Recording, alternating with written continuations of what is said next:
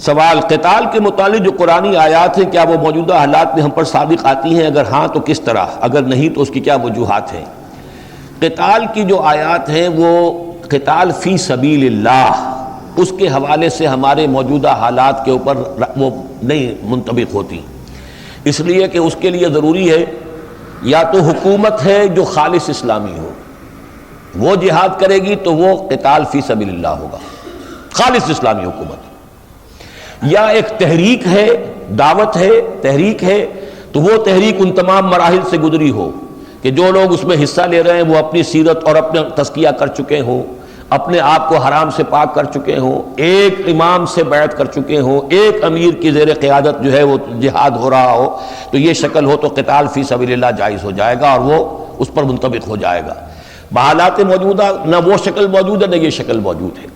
اس صورت میں جائز قتال تو اب بھی ہو سکتا ہے۔ جائز قتال یہ ہے کہ اگر فرض کیجئے بھارت ہم پر حملہ کرتا ہے تو ہم دفاع میں جب جنگ کریں گے تو وہ جائز قتال ہوگا، اور اس جائز قتال میں جو شخص اپنی جان دے گا وہ بھی شہید ہوگا، جیسے کہ حضور نے فرمایا کہ من قتل دون مالہ فہو شہید، جو مسلمان اپنے مال کی حفاظت کرتے ہوئے مارا جائے وہ بھی شہید ہے۔ تو اپنی آزادی کے تحفظ میں جو لوگ اپنی جانیں دیں گے وہ شہید ہوں گے، لیکن قتال فی سبیل اللہ اسے ہم نہیں کہیں گے۔ یہ اصل میں فرق ذہن میں رکھیے، قتال فی سبیل اللہ خالص اسلامی ریاست بن جائے پاکستان اور اسلام قائم کرنے کے لیے بھارت پر حملہ کرے تو یہ قتال فی سبیل اللہ ہوگا، جیسے کہ ہوگا ایک وقت آئے گا کہ جو فرمایا گیا کہ اس علاقے سے دو لشکر ایک دم نکلیں گے، یغزو الہند، ایک لشکر وہ ہوگا جو ہند پر حملہ کرے گا، اور ایک لشکر مغرب کی طرف جائے گا اور حضرت عیسیٰ علیہ السلام کے ساتھ ہو کر دجال کے خلاف جہاد کرے گا۔ وہ لشکر انشاءاللہ نکلیں گے اور اس ملک کے اندر یہ اور افغانستان، یہ ملک مل کر ایک وحدت بنیں گے انشاءاللہ، اور یہیں سے پھر یہ لشکر جائیں گے کہ جو ہندوستان کو اور ادھر سے بیت المقدس کو بازیابی کے لیے، اور اس کی ایک حدیث میں دونوں کو جمع کیا گیا ہے۔ دین قائم کرنے کی جد و جہد ہو سکتی ہے، اس کے لیے تو دعوت ہے، تنظیم ہے، تربیت ہے، تزکیہ نفس ہے، اور پھر یہ کہ اگر ہم نہی عن المنکر کرتے ہیں پیسفل انداز میں، ہتھیار ہاتھ میں نہیں لیتے تو کوئی رکاوٹ ہی نہیں اس میں، کسی طرف سے کوئی پابندی نہیں، ہمت کیجئے۔ البتہ کشمیر میں جو ہو رہا ہے، جو لوگ کشمیری یہ سمجھتے ہیں کہ ہم اپنی آزادی کے لیے جنگ کر رہے ہیں، وہ قتال ان کا جائز ہے،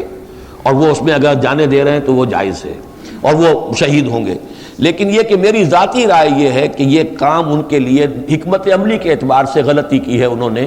آزادی کے لیے ہندوستان سے انہیں پیسفل تحریک چلانی چاہیے تھی۔ اس دور میں حکومتوں کے خلاف اس طرح کے ہتھیار لے کر اٹھنے کا، اگر ہاں آکوپیشن آرمی ہو تو اس کے خلاف معاملہ ہو سکتا ہے، لیکن یہ کہ کوئی نیشنل آرمی، اس کے خلاف اس قسم کی جدوجہد کامیاب نہیں ہو سکتی، اور بھارت نے ثابت کر دیا ہے 6 لاکھ فوج جو ہے اس نے رکھی ہوئی ہے وہاں پر۔ حالانکہ شاید 3 سال پہلے اسلم بیگ صاحب نے یہاں آواری ہوٹل میں ایک فنکشن تھا، میں بھی گیا تھا، تو اس میں انہوں نے کہا تھا کہ اگر کسی اس طرح کی صورتحال میں 5 لاکھ سے زیادہ فوج ہو جائے تو حکومت بیٹھ جایا کرتی ہے۔ بھارت کی حکومت بیٹھی نہیں ہے ابھی تک، 5 کے بجائے 6 لاکھ کر دیا اسے۔ تو اس حوالے سے ایک ہے ذاتی رائے،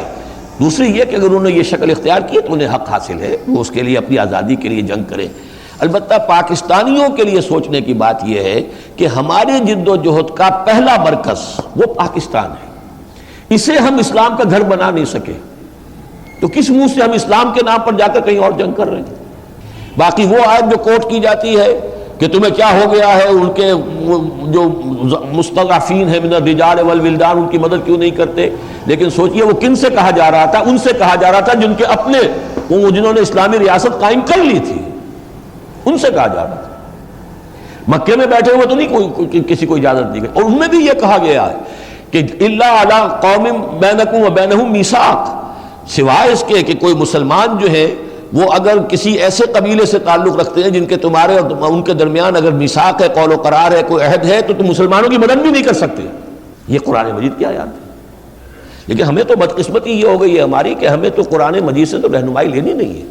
جو دنیا میں دھکے چل رہے ہیں، جس طریقے کے طریقے چل رہے ہیں انہی کی ہم نقالی کر رہے ہیں۔